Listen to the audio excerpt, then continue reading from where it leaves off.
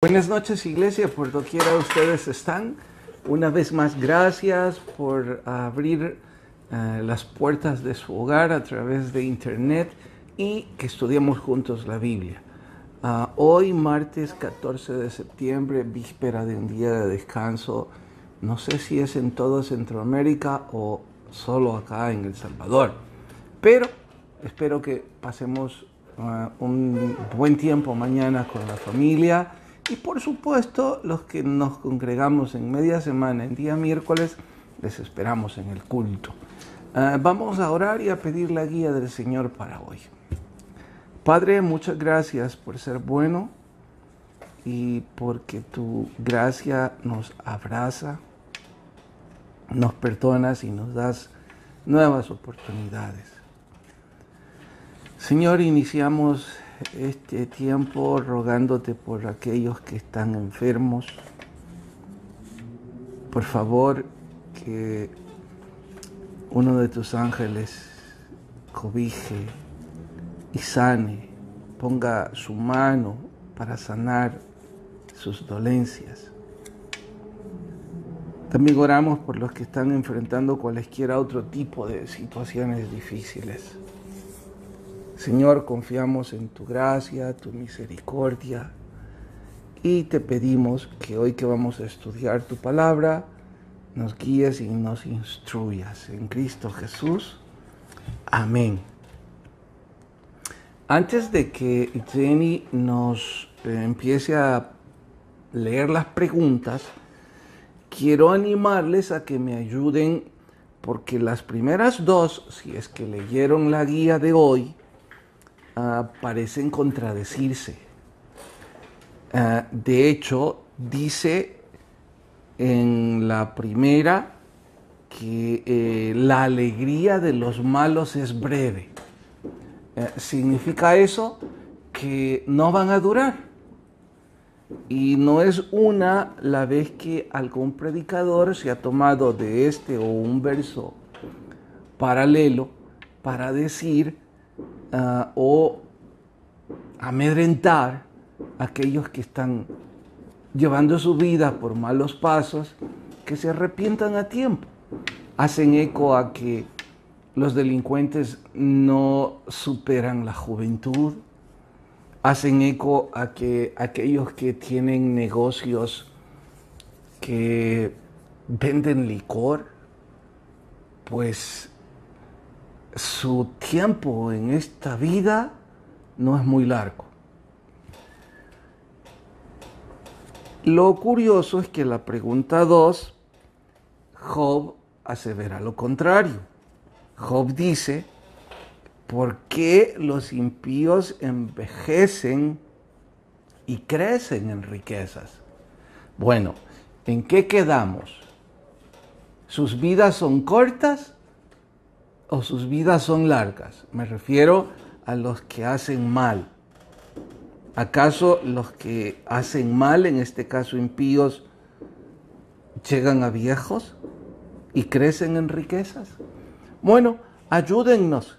¿Qué opinan? ¿Se contradicen estos versículos? ¿Son parte de lo mismo? ¿Se complementan? ¿Qué es lo que está pasando?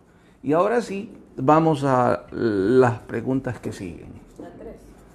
Pues la 3. ¿Quién es el Todopoderoso para que le sirvamos? ¿Quién es el Todopoderoso para que le sirvamos? Lo que están diciendo es que los ricos que no creen necesitar de Dios piensan de esta forma.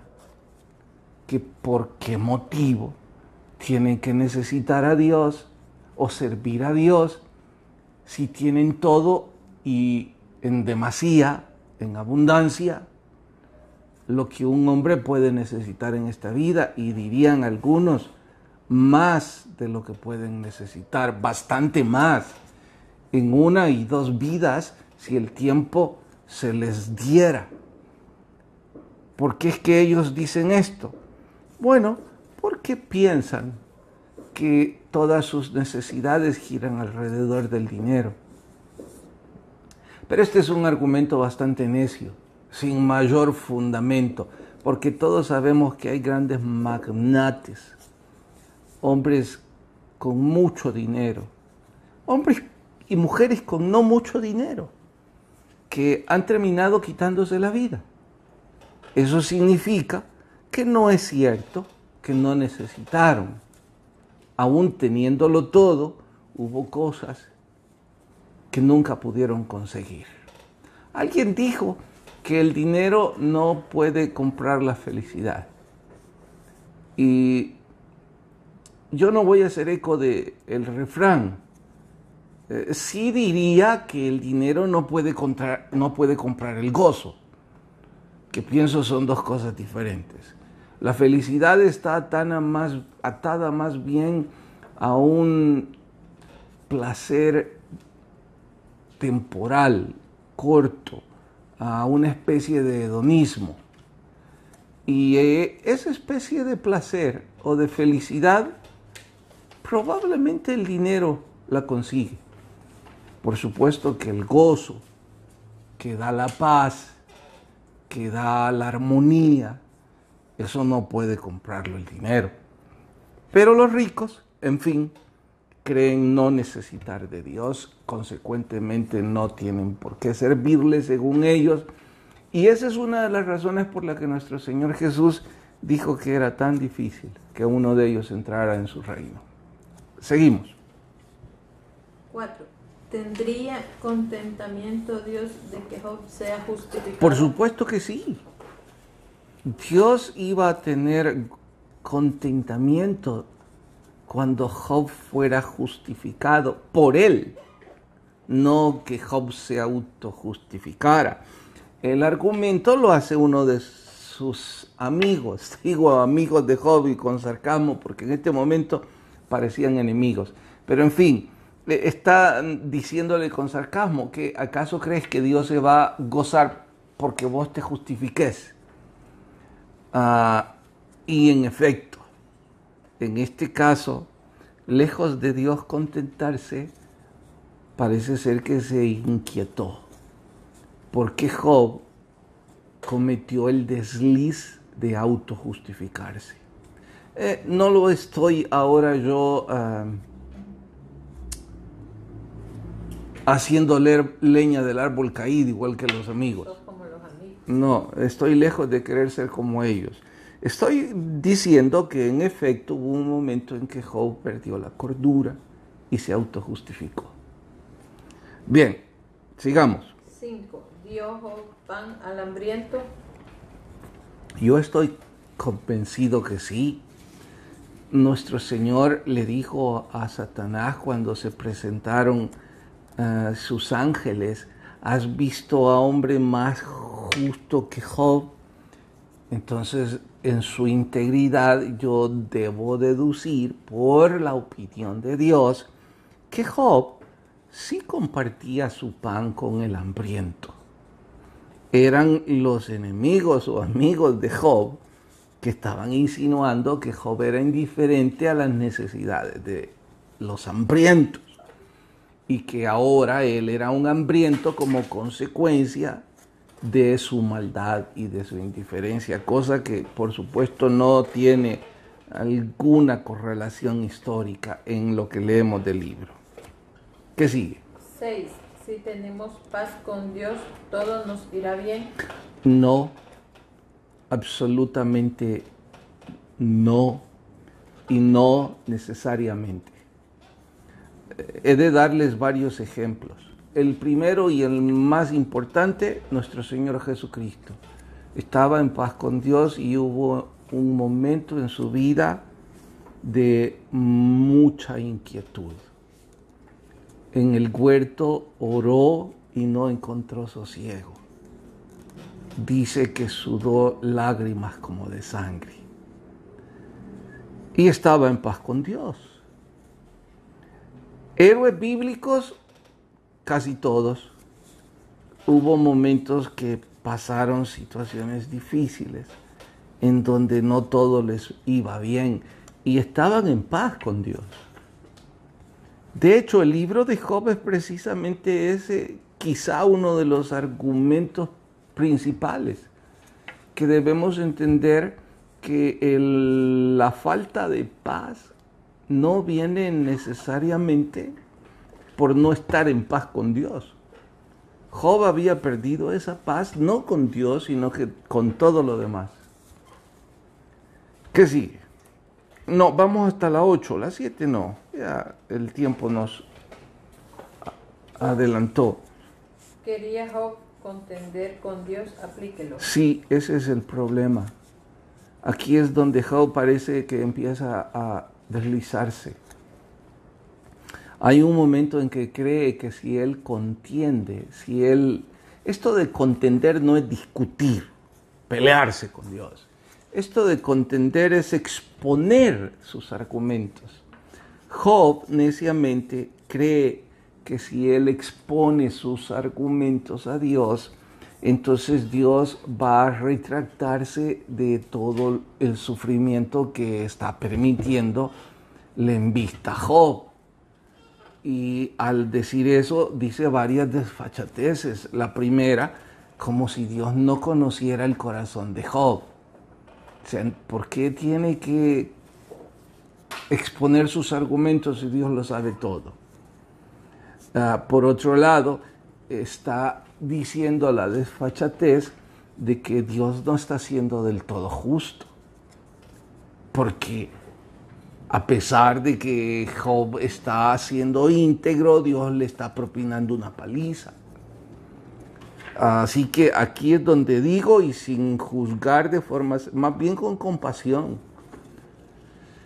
Y también con un poco de aprendizaje para decirnos a todos nosotros, si uno de estos días nos visita una adversidad, quiera Dios que nada tan fuerte como lo de Job, pero si nos visita una adversidad, pues que no nos deslicemos incomodándonos con nuestro Dios, sabiendo que hay un propósito que Él tiene ya planeado y que a los que aman a Dios todo les ayuda bien, que al final vamos a entender y reconocer la providencia y la gracia de Dios sobre nuestras vidas.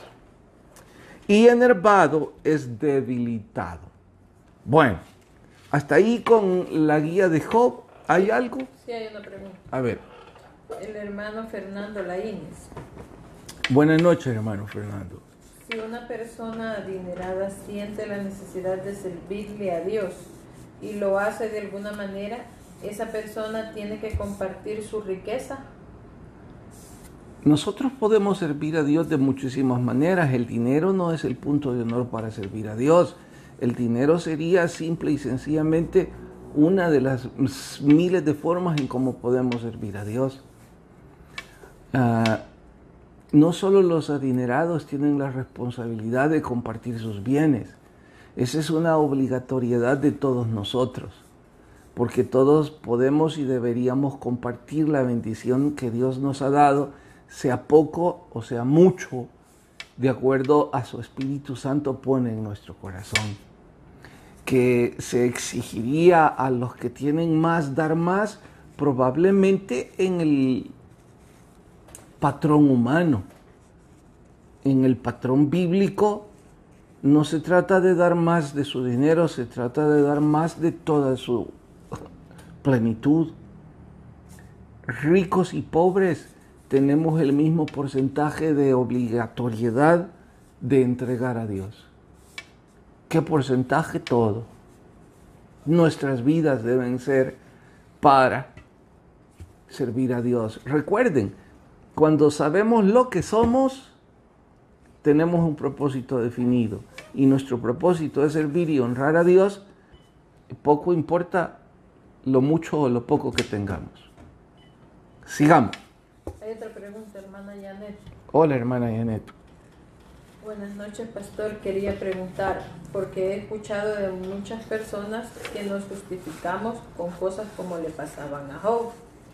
Si ellos fueron grandes en la fe, ¿cómo nosotros no fallaríamos más si no tenemos más fe que ellos? Entonces así no nos debilitaríamos al no buscar la santidad por esto. A ver, no entiendo la pregunta. creo que dice que Job estaba tratando de justificarse. Sí. Entonces, si Job era un grande en la fe y nosotros menos, Nosotros vamos a hacer lo mismo. ajá, Sí, repetiríamos el mismo horror de Job si no tuviéramos este libro. Job no lo tenía. Nosotros ya tenemos la enseñanza. Entonces a nosotros no se nos disculpa. El asunto no es que Job fuera un gigante. El asunto es que Job no supo cómo comportarse en esta situación. Y a nosotros ya nos ha sido enseñado. No creo que nadie pueda estar preparado emocionalmente de antemano para enfrentar una prueba. Sin embargo, si conocemos su palabra y esta debe producir fruto, obviamente, para nosotros no repetir el error. Bien. ¿Y alguien compartió respecto al...? Sí, solo el hermano Oscar puso que no se contradicen, cada una responde a circunstancias separadas. Sí, es así. Gracias, hermano Oscar. ¿Oscar qué es? Oscar Ernesto Castro Cañas. Hermano Oscar, en efecto, lejos de contradecirse, se complementan, porque cada una de ellas corresponde a circunstancias diferentes. ¿Qué estoy diciendo? En circunstancias específicas, la maldad de algunos no va a durar.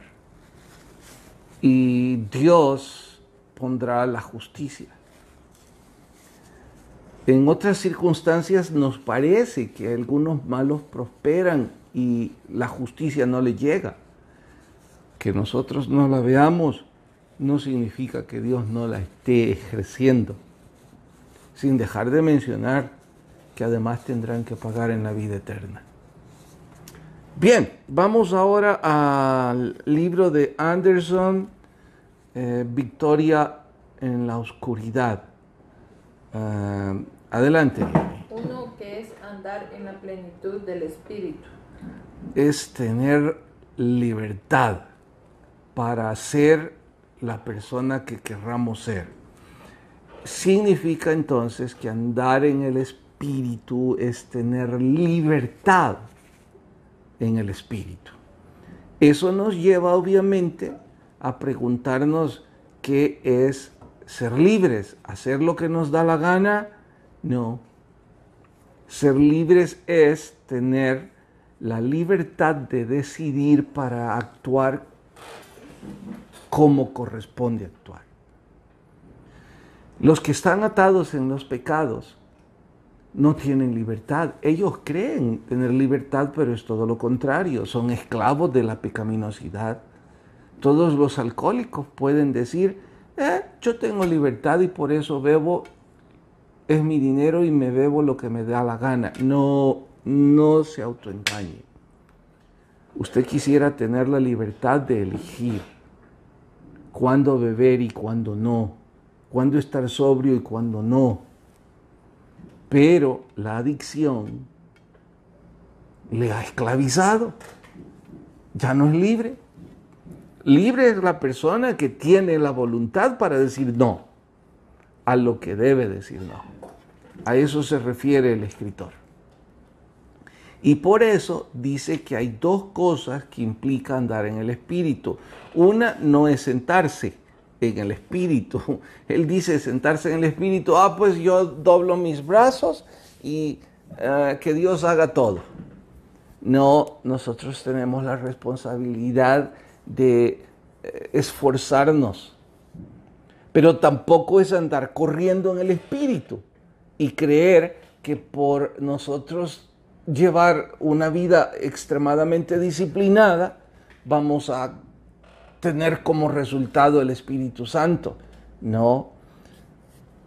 Creo que esta es una de las formas en cómo yo puedo explicar por qué las corrientes filosóficas, por buenas que algunas pudieran parecer, al final del camino no van a llenar el vacío del hombre.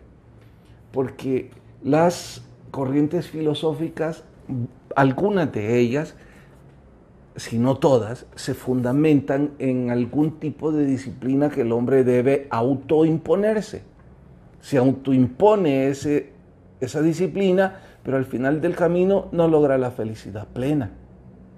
¿Por qué? Porque es contra naturaleza. Es ahí donde necesitamos la guía del Espíritu Santo.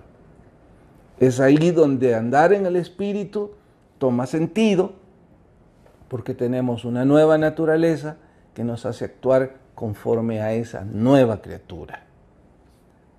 Sigamos. Las dos cosas que implica andar en el Espíritu. La acabo de responder. Si no plantamos, termine la frase y explíquela. Para memorizarla, si no plantamos y regamos, nada va a crecer. Así que, así como tenemos la responsabilidad ecológica de sembrar árboles, regarlos, cuidarlos, podarlos, tenemos la responsabilidad de plantar virtudes, valores, regarlas, podarlas, y sabemos que el crecimiento lo dará Dios. Vamos hasta las 5. Hay otra pregunta, pero es del capítulo 1 de Job. Vamos a las 5. ¿Por qué el perro mudo no aprendió a caminar con su dueño? El perro mudo que no quiere caminar con su dueño. Tenemos una historia en la familia. Hace algunos meses teníamos como nuestra mascota a Toto. Génesis acaba de decir Totito. Un Siberian Husky bellísimo, que pinta más porque está vivo, pinta más a pastor alemán que a Siberian Husky, porque la mamá tuvo un desliz con un pastor alemán, así que salió mitad y de mitad.